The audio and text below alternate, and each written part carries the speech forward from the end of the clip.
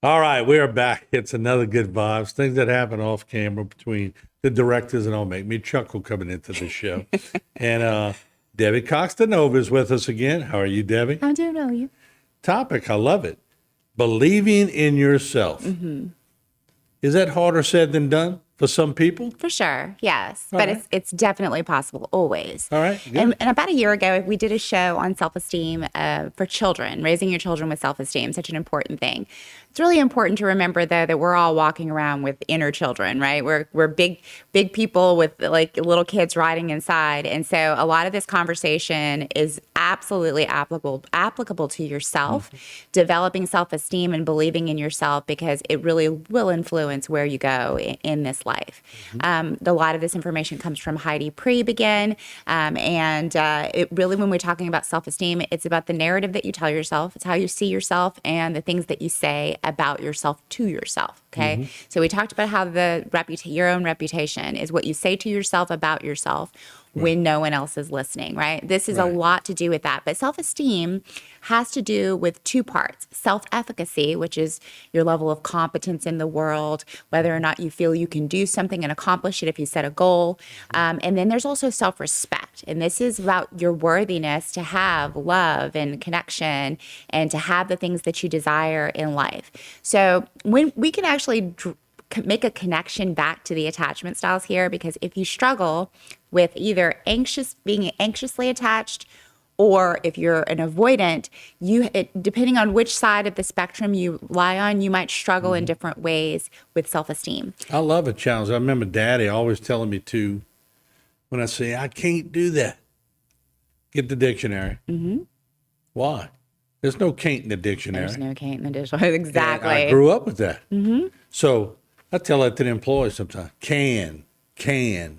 Yes. It's what you grow up with and what you learn. Yes. And we Comes your talked mindset. about that before. Exactly. Your parents did something really wonderful by instilling that into you.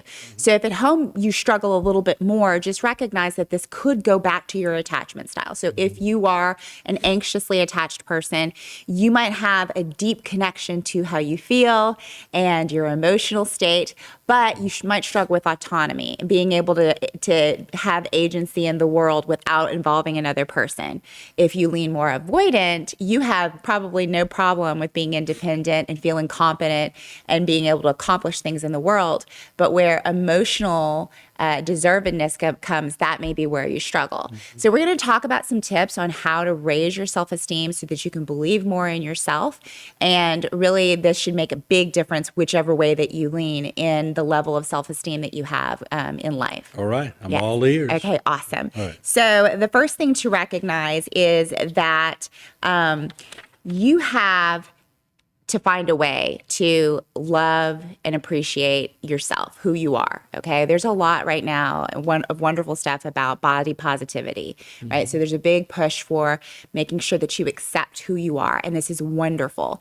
And the other piece of this is to recognize that at the end of the day, it's about how you feel about yourself, right? So if you look in the mirror, do you love who you are? Do you love what you represent? Because if you are treating yourself poorly, right? And a lot of people really are treating themselves horribly. They're feeding themselves bad foods. They're not getting enough sleep. They're not getting enough movement, not enough sunshine, not enough connection, right? And so when you treat yourself this way, what you're really communicating to your inner child is that you're not worthy of self-care. We already know that if you were to do that to a child, right? As a parent, it's negligent to feed your children, garbage food and to prevent them from getting good quality Here's deep 3 sleep. packs of gummy bears. Right. Throw it on the table and live your life, right? And not encouraging them to get movement or outdoor.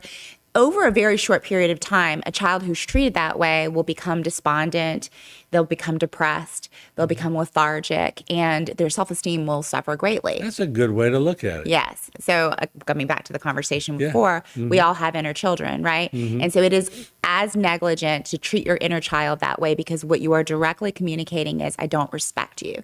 So here's what happens. You're not worthy of the respect to actually be taken care of. So when that happens, then what happens is that you are sending a message to a very important part of yourself, you're not worthy of respect. And so you actually show up in kind. First of all, if you treat yourself like garbage, you're going to feel like garbage. You're going to show up like garbage. Right. And you're going to communicate to the world at large that you are not someone that you respect. Like, I don't respect myself, and therefore you shouldn't respect me either. And so, of course, that creates the reflection that you see back from other people. From most people, you probably will not be treated well. And so it just kind of becomes this feedback loop where you are basically feeling like your self-esteem just keeps getting beaten down more and more and more between the voices inside of yourself and what you're seeing on the outside. You know, one of my more proud moments as we go to a break, I was out with the gang the other day and I was drinking 0% alcohol beer. Nice. And the waitress comes up, she goes, Mr. Martin, every time you drink, why do you drink 0 beer? I said, because I have to drive and I have to wake up and go to work tomorrow. That's it. You learn as you get older. You do. And it's a self-respect Took me a thing. long time. Yeah. It takes some of us a while to learn a lot of things, right? But the more that you do, the more that you're communicating to that inner child part of yourself that you are worthy of that respect, right? So we already know that some of we've experienced by hitting the wall the consequences of our own actions when we're not taking care of ourselves. And so learning and actually doing something different is a constant communication to yourself. You either communicating that you respect yourself or you don't respect yourself. And you're going to get the results based on what you're communicating to yourself and And others. you feel so much better. Real quick, they want to do a shot during Mardi Gras. I used the old Martin false trick, where when everybody put the glass to them, I went over the shoulder. And it still worked. I love it. We'll be right back. Don't go away.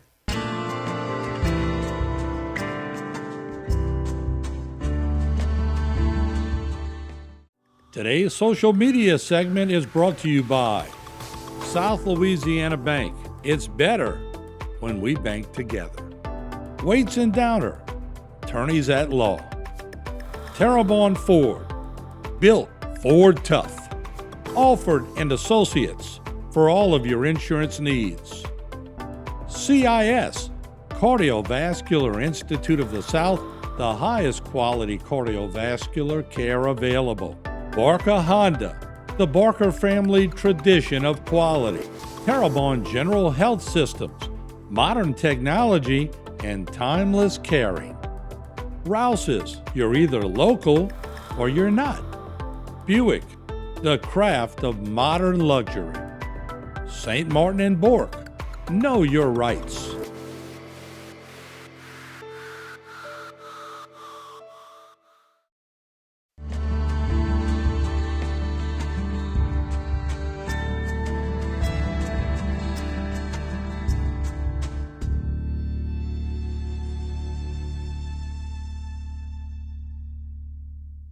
All right, we're back. Good vibes with Debbie Cox DeNova, our transformation coach.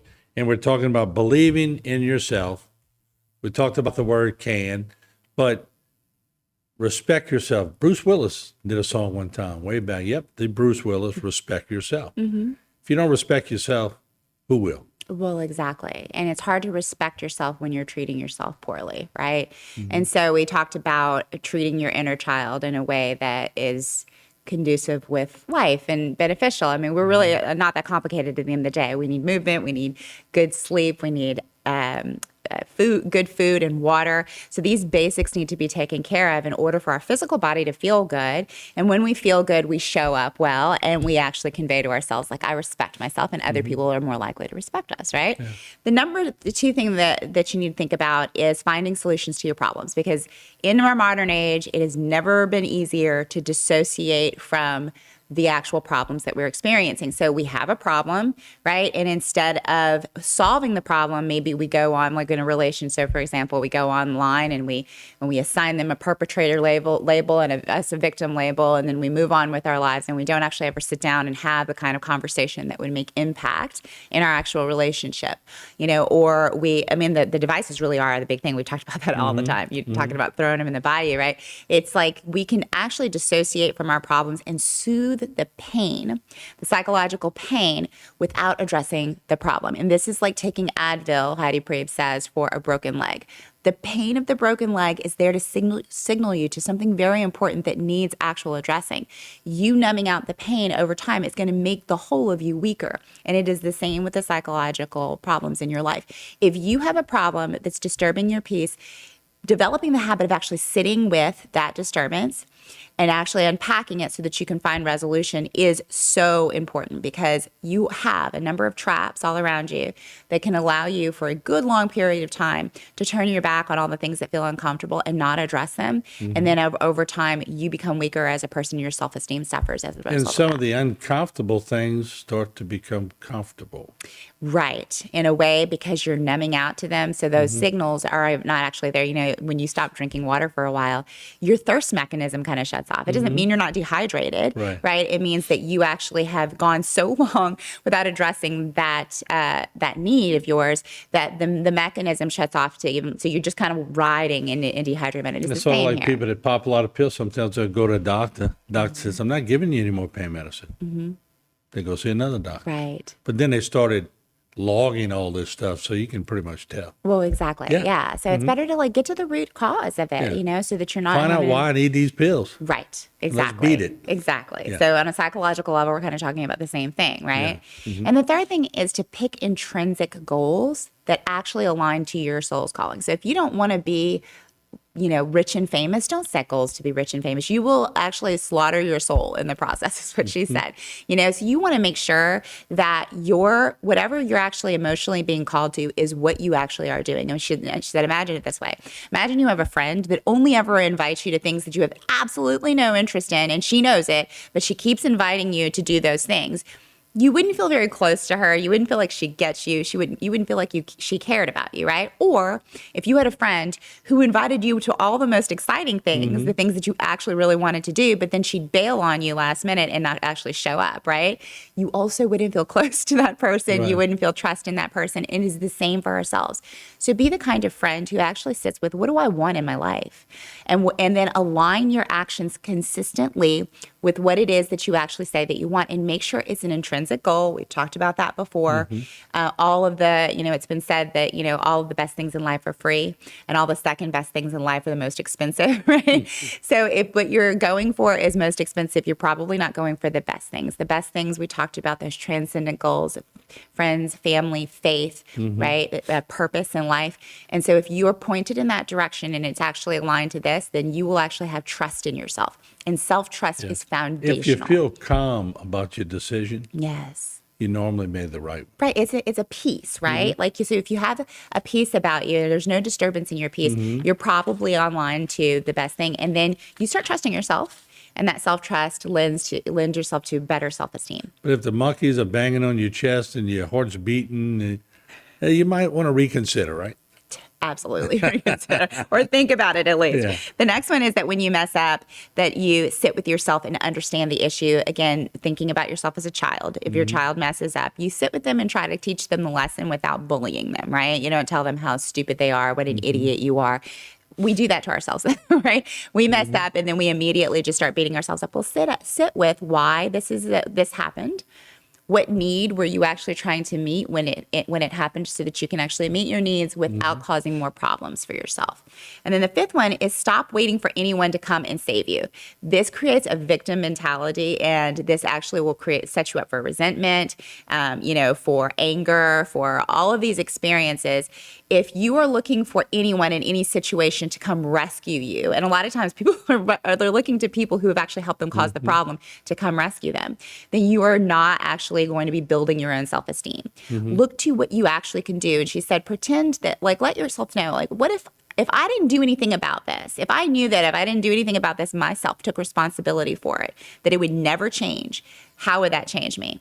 And then you want to actually start acting as though this is my radical responsibility. This is my total responsibility to liberate myself, come rescue myself from the experience that I'm having right now. And that will actually build your self-esteem quite a bit, so that you can actually start believing in yourself and moving forward powerfully in your life. Yeah, if you have your own life ring, you don't need a rope Right. because you have it next to you all the time. That's it. That's All it. right. Hey, great topic. Thank you. What's next week? Do we know We yet? don't know yet. All right, good. I look forward to it. All right, Debbie Cox, the Nova. We'll see you next week on Good Vibes.